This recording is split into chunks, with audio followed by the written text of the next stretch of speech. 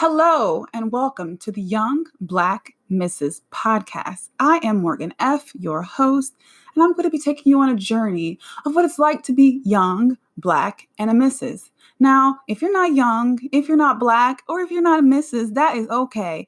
I'm so happy that you're listening.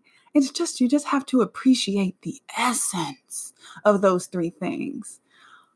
So each week, we have a variety of segments, including Shakin My Curls, which is where I'll be discussing the things that irritate me throughout the week, the month, the year, my life, just those type of things, you know. The next segment is What You Chewin, where I'll be discussing snacks that I'm liking to eat, the meals that I'm loving to make, things of that nature. And perhaps we can talk about the drinks that I like to drink too. I know that's not chewing, but still going in my mouth and I'm still digesting it. So chew enough. Next up will be the main event, which is the main topic of the episode. Then if we get to it, because sometimes I can go on a tangent, we'll hit you with a sidebar. And lastly, I have to leave you with a positive tip.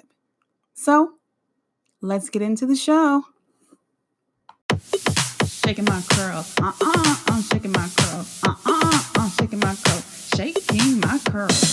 I'm shaking my curls. I'm shaking my curls. I'm shaking my curls. Shaking my curls. On this week's Shaking My Curls, let's talk about something that irritates me. Like when you're married and you lose your name. You know, the greeting cards have all been sent. The Christmas rush is through, but I still have one wish to make. A special wish for you.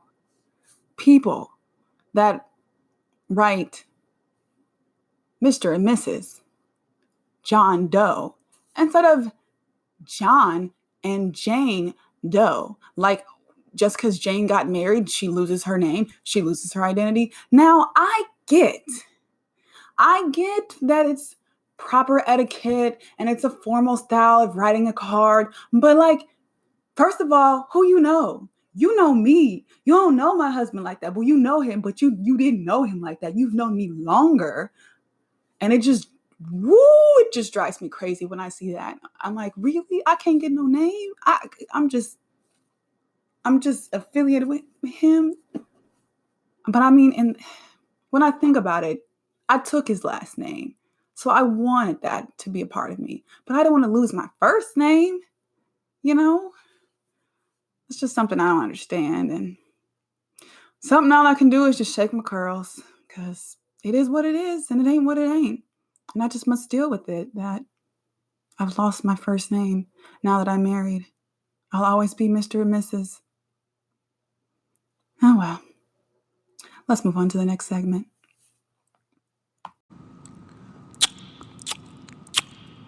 What you chewin'?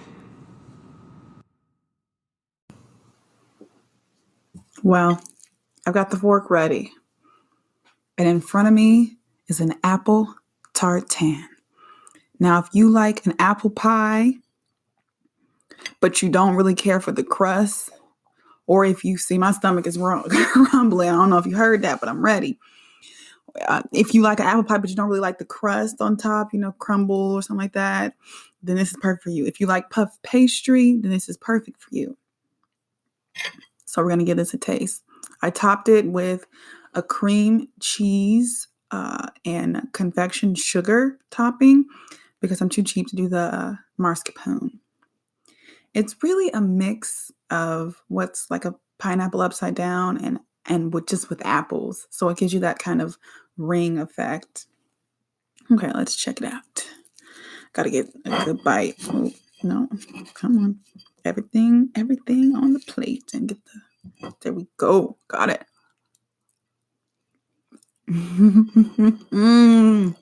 Yeah, that was a big bite. That's because I wanted it. I was ready. So the first thing I can taste is that cream cheese. The apples are kind of like almost caramelized, but the sugar so sweet. A little cinnamon, a little nutmeg. The puff pastry is buttery because I put some butter with some cinnamon on there. All in all, a delectable winter to fall or fall to winter dessert, and it's super impressive looking, but it's so easy to make. People will look at you like, wow, you made that? And you're like, yeah, I did, and it was no big deal, but please, ooh and ah over my presentation. Ooh, ah. So that's what I'm chewing. You can check out a picture of this on our Instagram, which is Young Black Mrs. Podcast on Instagram. So follow us and check out a picture. All right, let's head into the next segment. Today's main event topic, since it's the first episode, I figure I'd kind of describe how I actually became a Mrs. It is an interesting story. Well, it all started back in 2012, where I was working this job, which was a bunch of primarily white folks that I worked with, and I was working as a proofreader. And I actually saw a few Black people and a couple of Black guys, and I wasn't really looking to date anyone there. And I didn't. But I did see this odd guy with glasses and jeans and a holy white shirt. And he would always rush out of the building at the end of the day. And I thought it was kind of funny that he would rush out of the building. So eventually I started rushing out of the building with him, and I would like race him, trying to get out like as quickly as he can, as he can. And I would follow him for whatever reason. I mean, I guess you could say I was flirting, but in my mind, I was just being silly and just connecting with him because we were one of the only people of color there. And so that's kind of how it all started. It moved on to where, again, I was a proofreader. We would do peer proofreading, and he would proofread my stuff. We'll just say that because it's kind of complicated. And I would proofread his stuff. And so each of us would benefit from working with one another because our scores would go up when we proofread each other's stuff. So our scores would go up, which was great. But somewhere in there, I worked at that place for about 2 years. Somewhere in there, I got a boyfriend that I met out. But me and my husband, his name is David, were always really good friends. We would enjoy, after a while, we would start going to art shows. And this was before I had a boyfriend. We would start going to art shows, and we would go just to happy hours and just hang out and just be cool people, just have fun and do things that none of my friends wanted to do with me, like go see art shows or go listen to music or just go have a cocktail, because in my early 20s, it just felt like it was all about partying and drinking. I just wanted to do something a little chill. David's a couple years older than me, which maybe is why he was a little more laid back and reserved, or at the time I didn't really know, but come to find out, that's just who he is. So it's kind of silly that I thought, oh, he's so mature and and he's so mysterious and he's so odd. All those things are still accurate, but now it's kind of attractive. Well, it is very attractive, actually, not kind of. No need for that silly adjective. Anywho, so 2013, I had a boyfriend. And in 2013, I think that was when David was willing up the courage to ask me out. But then I just told him one day, oh, I have a boyfriend. And he was like, oh no, actually, now I remember how that happened. Oh, yeah. Is that sidebar worthy? Oh, it might be. Okay, let's go there. Sidebar. So I was dating someone outside of my race that worked there, and I had never dated anyone outside of my race before. And I don't know, that's just kind of it shouldn't be a big deal, but it was kind of a big deal to me just because, I'd never done it before. So it was like the first time I'd ever done something like that before. And so I started dating this guy, or I'm throwing up air quotes because we went out on like 3 dates and realized we had nothing in common. And so I guess when I started dating, air quotes, this guy, David was like, oh, never mind. And then a few weeks later, that's when I got a boyfriend.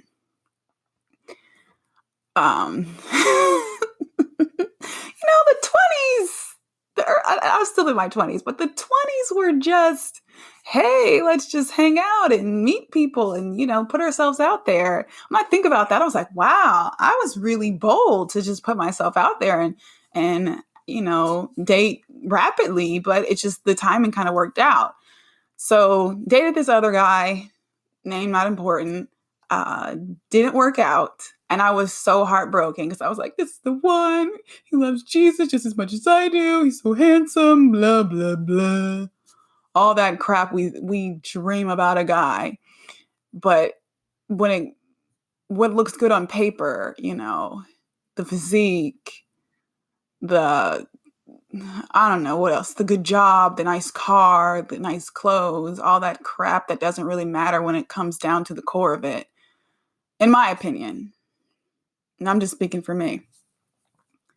That all faded away when you wouldn't hold my hand in public. So thank you next, in the words of Ariana Grande.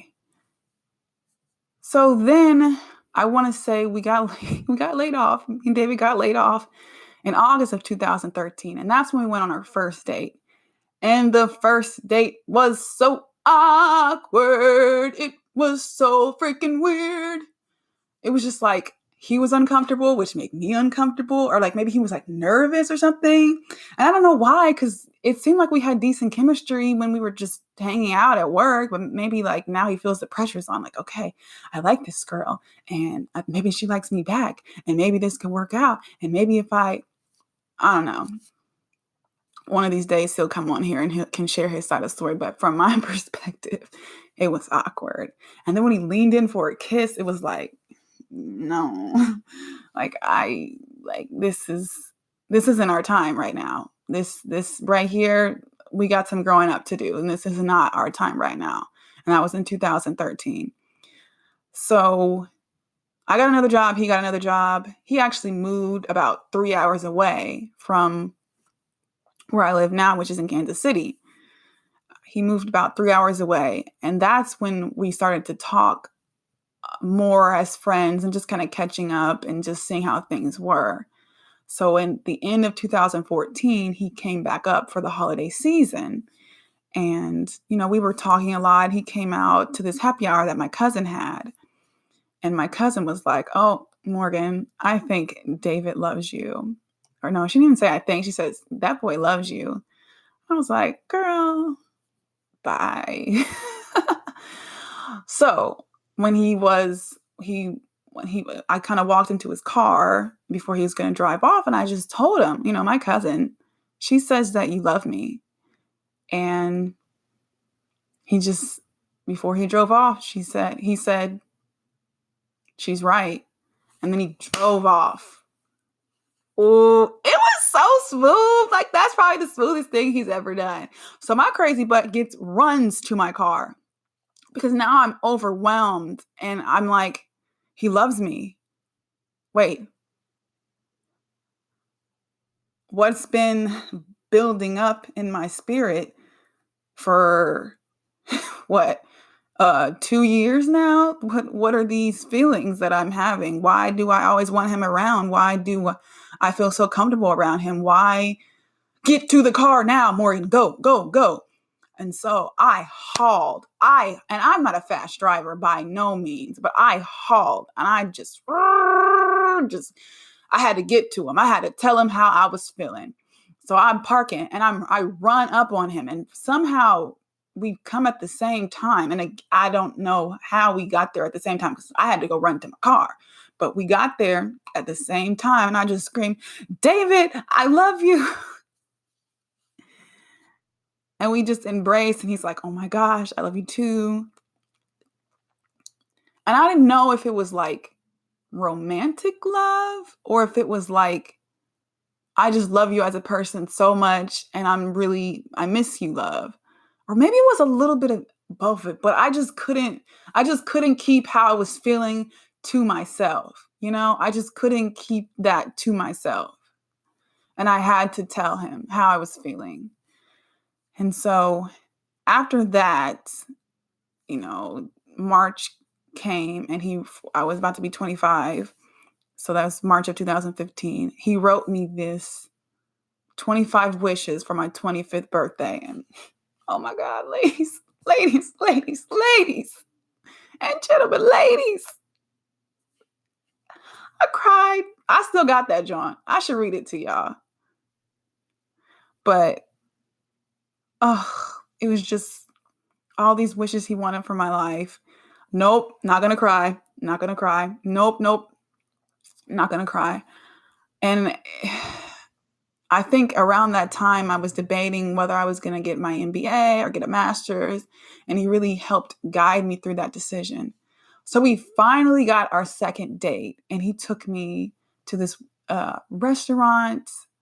I think it was like a Chinese restaurant, but it was fancy. And then he took me on a gondola ride. Oh, so romantic. And pretty much after that, I was hooked.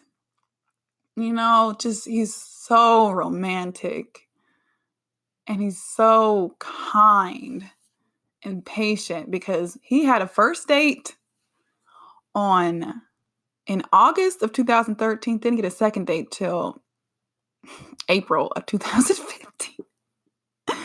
That's terrible. But,